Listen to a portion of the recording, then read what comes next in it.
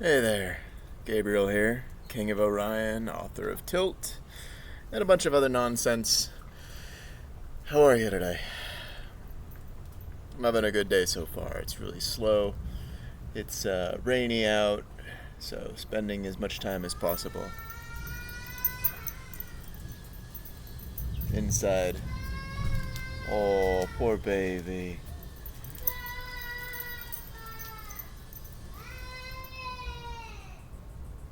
Come along with me, and the butterflies and bees. We can wander through the forest and do so as we please. So, I've been thinking, not very hard, but there's this question of scale that comes into operations. Each ship carries a certain number of modules, right? And to mix and match and go for sort of the whole ship concept, you can create cruisers that can do pretty much anything in the game poorly. And destroyers are the baseline for this concept. Like, your standard issue destroyer has 2 mid slots, 3 high slots, 3 low slots. It's like a frigate with an extra mid ish. And there's frigates that can do the same thing, but they don't have the cargo bay, they don't have the capacity. And like each individual destroyer with the cargo bay expansion is effectively 1/4 of a venture. Now, I've already discussed in other videos how the venture is the most ISK efficient option for mining, just because their price is way below their actual manufacture cost. But when it comes to cruisers, the most ISK efficient is actually the trainer series, whether that's the Stabber trainer and so on. Don't look at the Rupture trainer. Don't look at the big, beefy tank trainer cruisers yet. Those prices will come down eventually if people start flipping them and reselling them. Why would you ever want to do that? That's a video for another occasion. But here's what I've been thinking about. I want to build ammo. And I've started going through and doing the math and the spreadsheets on the requirements for those things. I've got 5 or so different strategies. It's very easy to pick the right rock for each individual mineral, right? Like, say you want the best rock for tritanium. Well, depending on where you're at, it's anywhere between Veldspar or Crokite. Nickname for Crokite is Walter, because Walter Cronkite. Anyway, I'm working on a series of missions for the next operation that'll go into exploring like the individual minerals themselves and why you would want to pursue any individual ore at any given time. Which, that's a nice little breakout. But my point is this. Sorry, I'm going off task. The whole fleet concept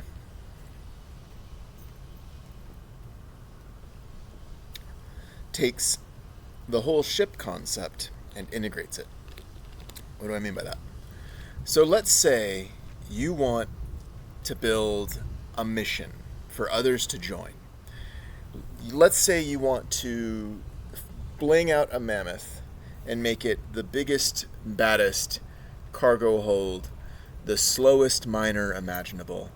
And you want to have other ships guard this Mammoth as it slowly chews its way through the belt. Now, strip miners would be the more efficient route, but nobody really does those. They just go solo. Because folks don't think about the integrated parts.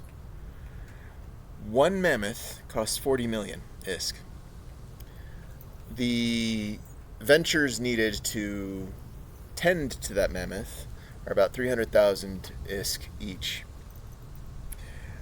I believe that the rate of consumption of those ventures combined with the cargo hold of the Mammoth creates a mining package that is significantly better than an individual strip miner at much lower cost.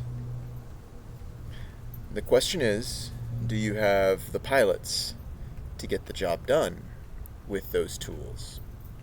Why would you ever want to get the job done with those tools when you can just as easily buy a strip miner? Well, the reason you would want to get the job done with those tools is it's faster, it's more efficient, and the returns are greater. Plus, with that fleet of ventures and those friends and their adventures that come with them, you can go into compressed mining spaces and basically play mole in a hole together, clear those sea spaces out a lot faster than an individual could. Many hands make light work, they say, and if one of those hands happens to be a guardian of some sort, whether that's a rupture tuned to mining, or just a thinky little Thrasher tuned to hunting other miners, you've got a mixed bag. You've got a flying circus that no individual aggressor is going to know how to deal with. You've also got a lot more potential for, defense. I've gone toe-to-toe with fleets of Rorquals in in stealth bombers and really cheap frigates in the past, and those nuts are too tough to crack alone. And if you get enough people flying expensive ships like they do, they're relatively easy to, overpower. But, combined forces are a lot harder to deal with. Anyway, that's just where my mind's at today. I haven't run the math on the whole fleet concept. I just know that one Mammoth plugging away in a belt for 5 hours at a stretch, it ain't glamorous, but it's consistent. And it's the consistency that provides the redundancy of effort and allows for a robust first operational design. I'm getting back to Dave Ackley, by the way. Robust first design pioneered by this gentleman named Dave Ackley out of the University of Arizona.